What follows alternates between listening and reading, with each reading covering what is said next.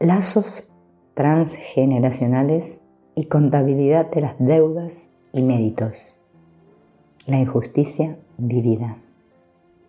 Los conceptos de lealtad invisible y de justicia, la contabilidad de las deudas y de los méritos, permiten una nueva luz en psiquiatría, psicoterapia, psicoanálisis, en medicina holística, en medicina de la persona global, en psicosomática. Si un ser realmente se vuelve adulto, si la persona llega a cierta libertad, también es libre de sus comportamientos, y esto implica una fluidez de los papeles y obligaciones en las relaciones interpersonales. Así, las estructuras de la familia ya no son inmutables. Pagando las antiguas cuentas, se recupera lo que debía ser la justicia en el sistema de esa familia, cada miembro inscribiéndose entonces en un nuevo equilibrio del crédito y de la deuda. Todos los acontecimientos relacionales y psicológicos están estructurados por una doble motivación: la estructura comportamental manifiesta y la estructuración obligacional oculta. Por consiguiente, las relaciones deben ser concebidas como siendo vinculadas a dos sistemas de contabilidad: el de las motivaciones manifiestas determinadas por el poder y el de la jerarquía de las obligaciones. Hay sistemas diversos de contabilidad, diferentes según cada cultura e incluso cada familia. Pero entonces, ¿dónde vamos a poner la preeminencia? Lo que hace que frecuentemente vemos a una víctima o una cabeza de turco crearse, o un enfermo designado y o que elige la enfermedad, tomar el relevo para resolver el problema de la familia. El esfuerzo terapéutico con relación a una familia, un individuo o un organismo sería restaurar la justicia y remediar a los daños sufridos por la cabeza de turco o la víctima. Pero esto no bastaría, porque el ex cabeza de turco se encontrará cogido en las fuerzas sistémicas o el sistema de la familia que ella perpetuó el proceso cabeza de turco. Habría que incluir en la estrategia terapéutica la dimensión de la culpabilidad de los que beneficiaron o se beneficiaron de la situación injusta. La injusticia vivida en las familias frecuentemente es la consecuencia de un hecho aparentemente banal. Cuando uno de los miembros recibió la herencia o todo el dinero o la casa grande o la fábrica o las joyas o la plata o los retratos de familia o el bello tapiz o el bufete de la tía Adela o algo significativo a expensa de los demás, y cuando se es el beneficiario o el perjudicado, esto se recuerda y se recuerda a sus hijos frecuentemente sobre varias generaciones. La hija mayor frecuentemente siente una injusticia vivida con relación a su hermano menor. Considerado como el mayor, la lealtad familiar supera las nociones simples de comportamientos, respetuoso de las leyes y del orden y de las tradiciones familiares. Hay, si se toman las nociones de Moreno, una espera en cuanto al papel. El individuo está sometido a las conminaciones a la vez de las esperas externas y de las obligaciones interiorizadas, que pueden ser las mismas o que pueden ser diferentes. En alguna parte, las obligaciones son el super yo en nosotros, o si se adopta la terminología de Eric Berne, es el padre o madre en nosotros. Pero no todo el mundo tiene este sentido del deber tan visible y tan claro. La componente de la obligación moral de la lealtad está vinculada primero al despertar del sentido del deber, de la equidad y de la justicia en los miembros leales. Faltar a las obligaciones lleva a sentimientos de culpabilidad que constituyen fuerzas sistémicas reguladoras secundarias. La homeostasia del sistema depende así de una entrada, input, reguladora de la culpabilidad. Se podría relacionar este estiramiento y esta doble conminación de la teoría de Leon Festinger sobre la disonancia cognitiva. Cuando son disonantes o discordantes las cosas, necesitamos hacerlas consonantes por necesidad de armonía interna. Esta necesidad de consonancia es individual. Esto se hace cerrándose inconscientemente a las informaciones, percepciones y sentimientos relativos a uno de los elementos, para favorecer lo que va hacia el otro lado de la decisión tomada, es decir, a dejar de ver la elección corneliana y a reducir la disonancia. Hay gente que es más o menos tolerante a la disonancia. Hay otros que hacen trampas y mienten o se mienten más fácilmente que otros y que no están molestos cuando la mano derecha no sabe lo que hace la izquierda. Hay personas que son sinceras, pero no lúcidas sobre ellos mismos y sus sentimientos. Otros que hacen trampas y mienten sin siquiera darse cuenta, es decir, que reducen la disonancia reduciendo su percepción, o que son a tal punto tolerantes a la disonancia que no se dan cuenta siquiera de que las cosas son disonantes, discordantes o incompatibles.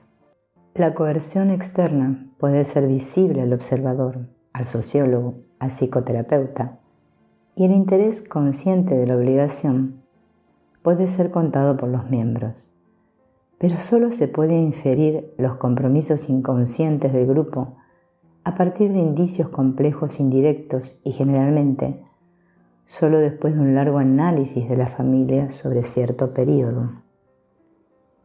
Al final de cuentas, la lealtad en una familia dependerá de la posición de cada individuo con relación a la justicia de su mundo, lo cual a su vez constituye una parte de las cuentas familiares e interesa también los méritos.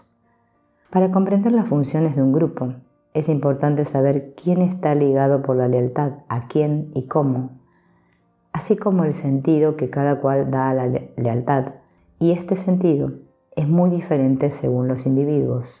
Cada cual mantiene una contabilidad subjetiva de lo que dio y recibió en el pasado y en el presente, y lo que dará y recibirá en el futuro.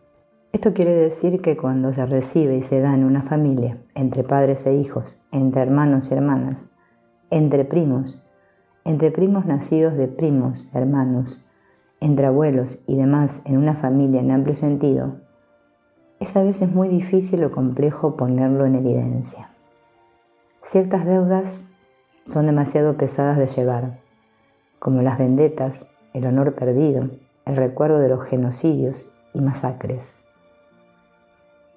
Gran número de padres o madres abusivas mantienen con lazos a sus hijas o hijos diciéndoles: me sacrifiqué tanto por ti, bien me debes esto. Y así, cierto número de jóvenes entran desgraciadamente en un juego y no se diferencian de su familia. No toman distancia entre ellos, su yo, su sí, su self y su familia. No se vuelven adultos porque se sienten unidos por obligaciones que son cercanas de hecho a lo que en África se llama regalos con dientes. Hay sistemas sociales o familiares cuyo resultado es mantener a la gente en esclavitud, habiéndoles pagado tales regalos, la educación, por ejemplo, de los cuales solo pueden liberarse mediante un agradecimiento eterno por los servicios dados, el cual debe expresarse durante mucho tiempo, si no siempre. A veces, entre padres e hijos se ven situaciones dramáticas a causa de esto. Por ejemplo, un hijo de viuda, pobre, que se sacrificó al 100% para educarlo y pagarle los estudios, se siente obligado a siempre hacer compañía a su madre y no se atreverá a casarse ni siquiera a salir con amigos de su edad mientras viva. O bien malgasta o sacrifica su vida, o bien hace su vida tarde después del fallecimiento de su madre.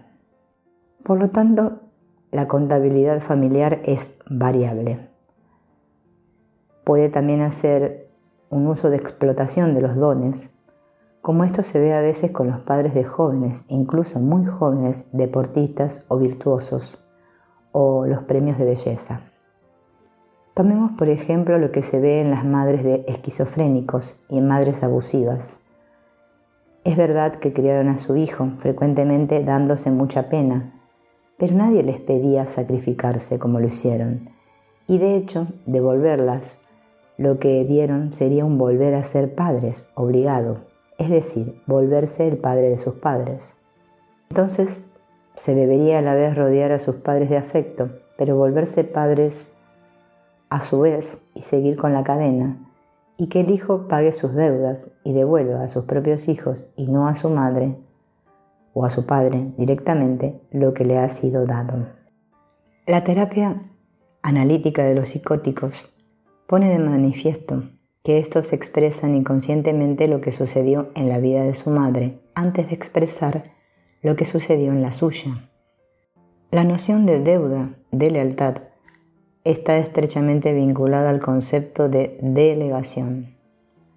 Hay un sistema complejo de contabilidad de las familias. No es un doy para que des directo. Frecuentemente en las relaciones sociales y profesionales se constata amargura. Este sentimiento de haber sido explotado se ve a veces cuando no ha habido esta reciprocidad. Ciertos dones a veces son tan comprometedores, desagradables, que Jacques Lacan fue llevado a hablar del deber sagrado de ingratitud. No es a la gente que les dio que debería usted devolver. Hay que devolver a veces a otros. Si ha sido bueno con usted, usted es bueno con los demás, menos fuertes o más pequeños y más necesitados. Y usted devuelve el bien que recibió, pero no forzosamente a los mismos. Este sistema de intercambio de dones es difícil de poner de manifiesto y es frecuentemente totalmente inconsciente y no percibido. A veces es voluntario, manipulatorio, pero esto es otra historia. Si se cura a un individuo sin tocar el conjunto de la familia, si no se ha comprendido las repeticiones transgeneracionales, no se ha hecho gran cosa en terapia. Esto frecuentemente solo es una mejora pasajera.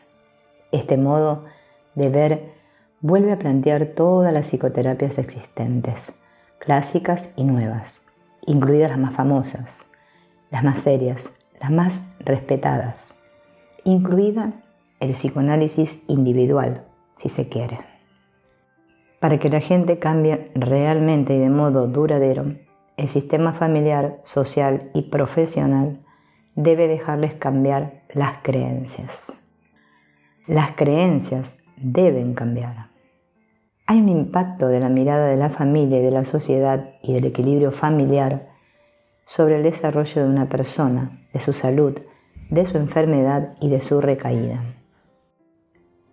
Para ver y comprender lo que sucede, hay que levantar un mapa sincrónico de los sucesos familiares, es decir, ver lo que sucede al mismo tiempo en diversos miembros de la familia y no solo en un individuo.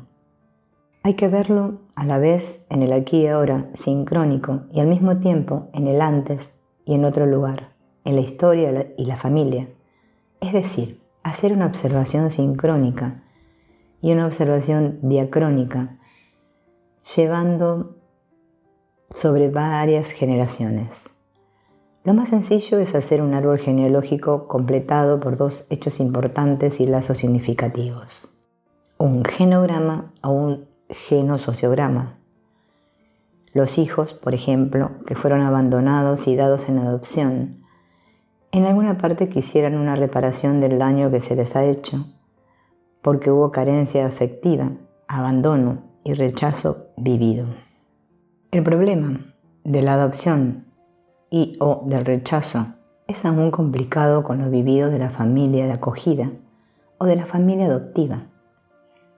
Los no dichos patógenos son nefastos, no tanto porque mantienen al niño en diferentes ignorancias, sino porque traducen la insuperable angustia de los padres referente a lo que esconden.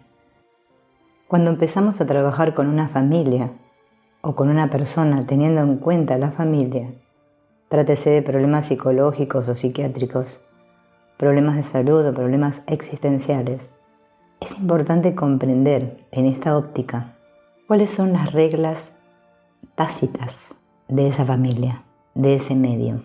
Hay familias regidas por la regla de las complementariedades. Hay gente que cuida y gente cuidada.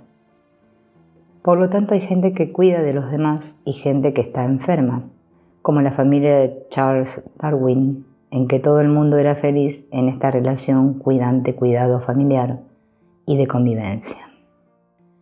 Existen familias en donde la regla es el hacerlo todo para que el hijo haga estudios. El mayor no es el mayor de los niños, sino el primer hijo. Esto quiere decir que si el hijo es el segundo o el tercer niño en una familia pobre o de luto por la muerte del padre, la hija mayor empieza a trabajar joven para que su salario pueda ayudar a que su hermano pueda seguir estudiando. Se ven familias en que la hija mayor es secretaria, sin bachillerato, la segunda es asistente social, con un bachiller de 2 años, el tercer hijo, que es un hijo, es médico, bachiller más 7 años. Uno se pregunta por qué y cómo las hijas, la madre, han trabajado para criar al hijo y cómo lo viven después.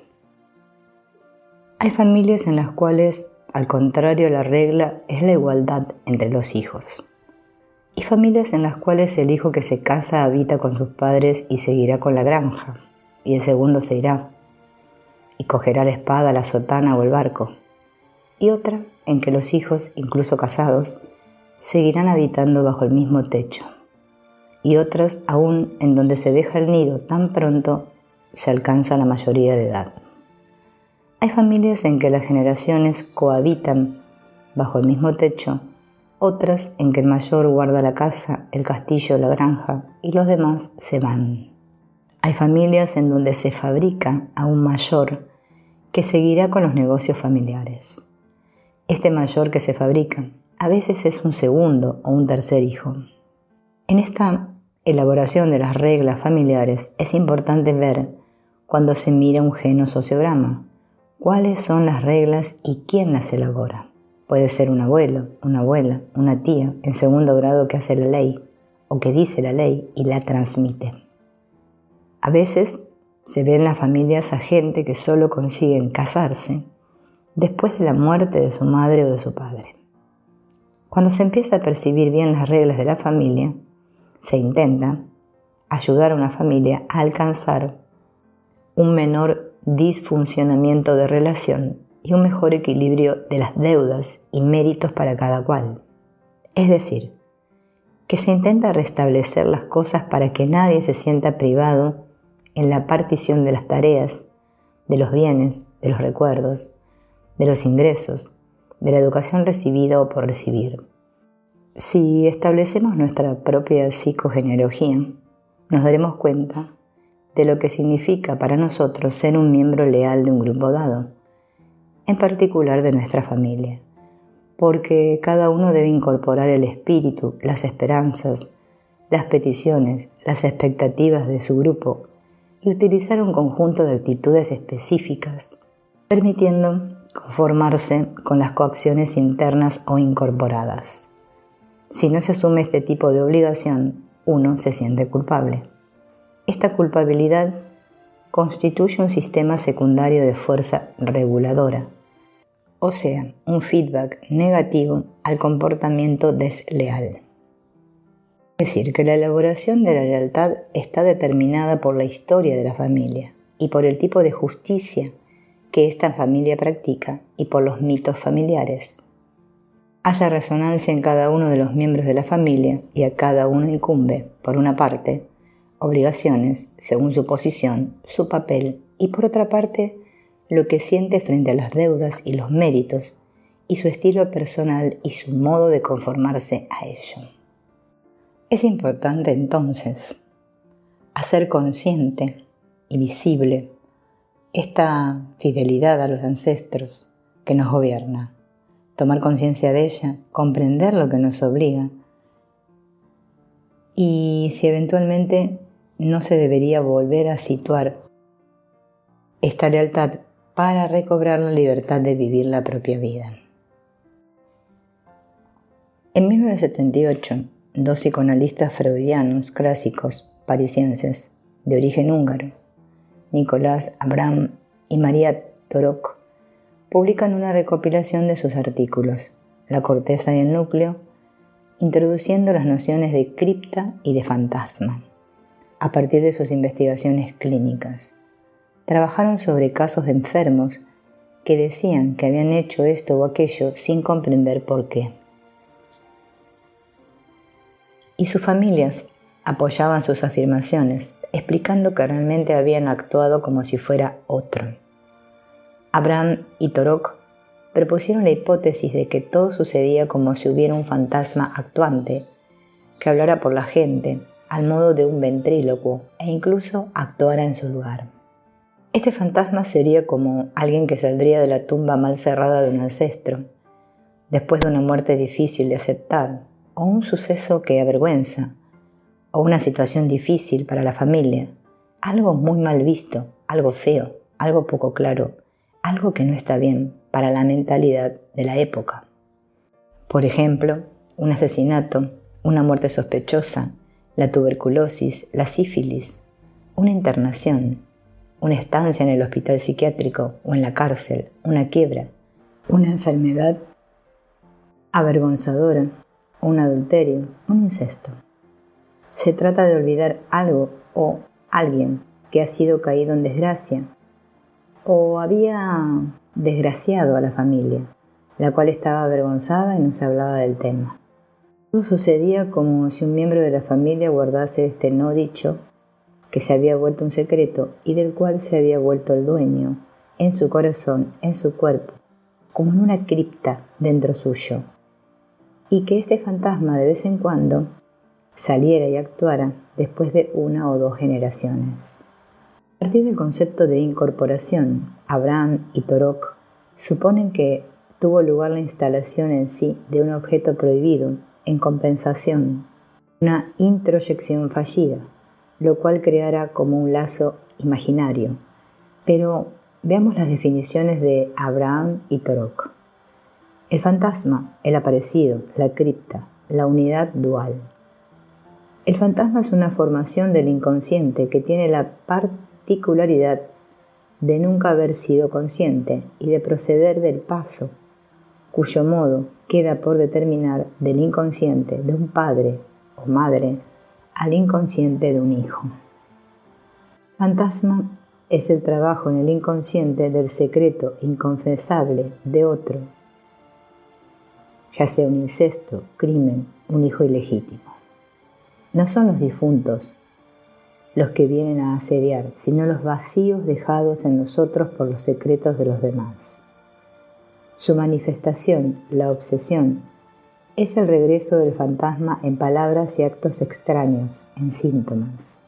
Así se revela y se esconde lo que yace como una ciencia muerta viva del secreto del otro.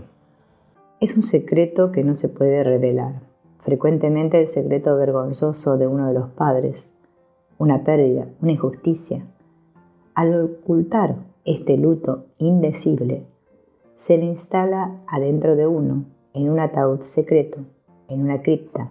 Es un fantasma que recubre este secreto inconfesable de otro, secreto que puede transmitirse del inconsciente de uno de los padres al inconsciente de un hijo, de una generación a otra. Todo sucede como si ciertos muertos mal enterrados no pudiesen quedarse en su tumba, levantasen la piedra y circulasen y fueran a ocultarse en esta cripta, llevada por alguien de la familia, en su corazón y en su cuerpo, de la cual salían para estar reconocidos, para que no se les olvide, para que no se olvide el acontecimiento. El terapeuta, trabajando en lo transgeneracional, ayudará al cliente a identificar su cripta, a liberar, nombrando el fantasma, al portador del fantasma, quien podrá así desidentificarse, diferenciarse del fantasma del ancestro y permitir salir en paz. Lo transgeneracional pone al individuo a la caza de sus secretos de familia, de su genealogía completa y de su historia, en su real contexto. Cuando se encuentran secretos, revelaciones providenciales, desaparece cierto número de dolencias vinculadas a la vivencia difícil, de repeticiones nocivas y de traumatismos. En la óptica transgeneracional, una persona, padeciendo de un fantasma que sale de la cripta, padece una enfermedad genealógica familiar, una lealtad familiar inconsciente, las consecuencias de un no dicho hecho secreto. Desde un punto de vista psicoanalítico, Abraham y Torok ven en esto una formación del inconsciente dinámico que se ha instalado, no por el hecho de una represión propiamente del sujeto, sino por el hecho de una empatía directa, consciente y denegada del sujeto parental, quizás un choque frontal de las generaciones y del tiempo. Es obvio que algunos de nosotros llevan en ellos criptas, como tumbas en las cuales se hubiesen metido muertos mal enterrados, mal muertos, enterrados con secretos no decibles por sus descendientes, o muertes injustas. Comportamiento extraño, la enfermedad o el delirio encarnan frecuentemente este fantasma y ponen en escena la agitación verbal o las actuaciones de un secreto enterrado vivo en el inconsciente paterno o de los abuelos. Pero queda una cuestión que no está elucidada, a propósito del modo en que están transcritos y transmitidos los secretos de familia en la vida cotidiana cuando las cosas no están dichas. Abraham y Torok, los autores de ambos conceptos, emiten la hipótesis de un fantasma y como testigo de un muerto enterrado en el otro, cogiendo su fuente en la unidad dual madre-hijo transformada, en unión dualista interna entre consciente y yo, con mayúscula. Los descendientes de un llevador de cripta estarían obsesionados por estos vacíos dejados en nosotros por los secretos de los demás. Según la expresión de Abraham y Torok, este no dicho, abusado por el silencio y el hecho de eludirlo, es lo que es elocuente y actuante.